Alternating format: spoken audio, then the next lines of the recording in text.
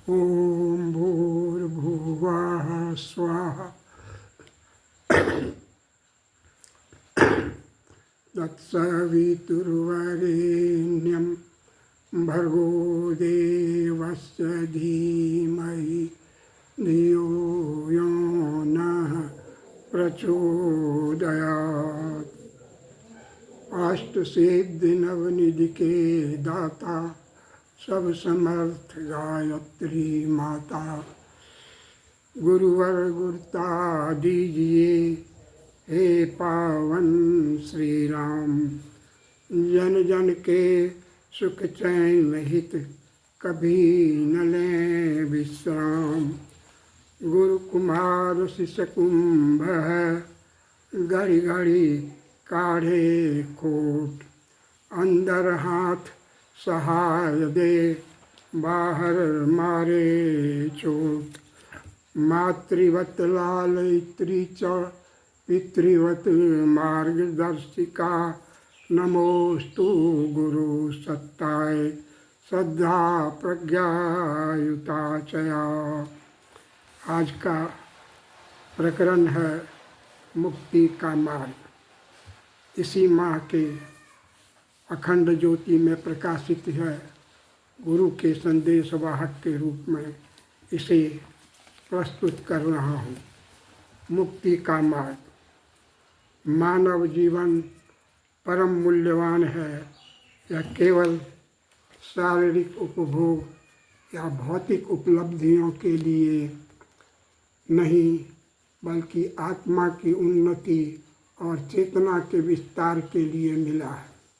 किंतु सामान्यतः मनुष्य बाहरी आकर्षणों और असंख्य उलझनों में इस प्रकार फंस जाता है कि अपने वास्तविक उद्देश्य को भी भूल बैठता है। भौतिक साधन और सुख सुविधाएं क्षणिक संतोष तो देती हैं, परंतु आत्मा की गहरी प्यास को शांत नहीं कर पाती। परिणाम स्वरूप व्यक्ति भीतर से शून्य, असंतुलित और अशांत अनुभव करता है। मनुष्य को बांधने वाले बंधन प्रायः सूक्ष्म और अदृश्य होते हैं। काम, क्रोध, लोभ, मोह, अहंकार और ईर्ष्या ही वे अदृश्य जंजीरें हैं जो आत्मा को जकड़ कर उसकी पवित्रता छीन लेते हैं। यह साधारण दुर्गुण दिखने में मामूली प्रतीत होते हैं, परंतु धीरे धीरे वे इतने गहरे बैठ जाते हैं कि उनका प्रभाव जीवन के हर क्षेत्र में दिखाई देने लगता है। कामना शरीर को निर्बल और मन को चंचल बना देती है। क्रोध विवेक को नष्ट कर देता है और संबंधों को तोड़ता है। लोग कभी तृप्त नहीं होने देता और निरंतर असंतोष को जन्म देता है। मोह सत्य को ढक देता है और अहंकार आत्मा को मलिन बना देता है। ईर्ष्या तो ऐसी अग्नि है जो भीतर ही भीतर मनुष्य को जलाती रहती है। जब तक इन बंधनों से मुक्ति नहीं मिलती, तब तक जीवन में वास्तविक शांति और स्वतंत्रता का अनुभव असंभव है। इन बंधनों से छुटकारा पाने का मार्ग कोई बाहरी साधन या चमत्कारी उपाय नहीं है, बल्कि आत्मचिंतन, संयम और साधना की दीर्घ प्रक्रिया है।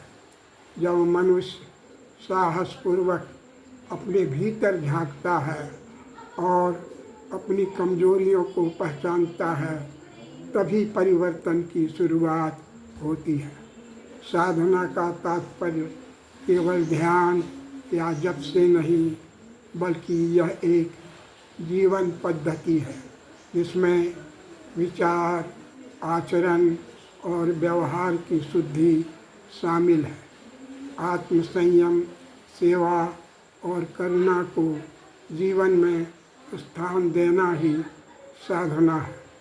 ऋषियों ने जीवन को आत्म विकास की प्रयोगशाला माना है। उनके अनुसार मनुष्य का प्रत्येक कार्य तभी सार्थक बनता है जब उसमें साधना की भावना जुड़ी हो। गृहस्थ जीवन भी यदि सेवा और त्याग से ओतप्रोत हो तो वह तपोभूमि का रूप ले लेता है। परिवार और समाज के कल्याण की भावना से प्रेरित जीवन ही वास्तव में आत्मोन्नति का पथ प्रशस्त करता है। यह भी सत्य है कि आत्मिक विकास के लिए केवल सत्प्रवृत्तियों का संवर्धन ही पर्याप्त नहीं, बल्कि दुर्वृत्तियों का दमन भी उतना ही आवश्यक है। जीवन के बाग को सुंदर बनाने के लिए केवल पौधारोपण ही नहीं, बल्कि खरपतवार को उखाड़ना भी आवश्यक है। यदि व्यक्ति अपने कमजोरियों पर विजय प्राप्त कर ले, साथ ही करुणा, सद्भाव, सहयोग और सेवा जैसे गुणों में जीवन में उतार ले, तो उसका व्यक्तित्व पुष्प की तरह सुगंधित और दीपक की तरह आलोकित हो जाता है। सच्चा सुख और शांति तभी मिलती है जब मनुष्य भीतर से स्वतंत्र होता है। यह स्वतंत्रता किसी बाहरी व्यवस्था से नहीं, बल्कि अंतःकरण की निर्मलता से प्राप्त होती है। संयम और साधना का अभ्यास ही मनुष्य को इस योग्य बनाता है कि वह अपने वास्तविक स्वरूप को पहचानकर दिव्यता का अनुभव कर सके। अतः मुक्ति का मार्ग किसी जटिल साधना में नहीं, बल्कि एक सरल जीवन पद्धति में निहित है। यह पद्धति त्याग, संयम, साधना और सेवा के निरंतर अभ्यास से बनती है। जब मनुष्य अपने भीतर की दुर्बलताओं पर विजय पाकर सत्प्रवृत्तियों का संवर्धन करता है, तब उसका जीवन शांत और संतुलित होने के साथ ही दूसरों के लिए प्रेरणास्पद बन जाता है। यही मुक्ति का पथ है, एक ऐसा पथ जो व्यक्ति को बंधनों से मुक्त कर सुख, शांति और स्वतंत्रता की ओर ले जाता है। यह वीडियो अगर आपको अच्छा लगे, इसको आप लाइक करें, चैनल को सब्सक्राइब करें। इस मुक्ति के मार्ग प्रकरण को दोस्तों के बीच शेयर करें। आपने इस चर्चा से क्या ग्रहण किया, अपना मंतव्य कमेंट में लिखें। धन्यवाद।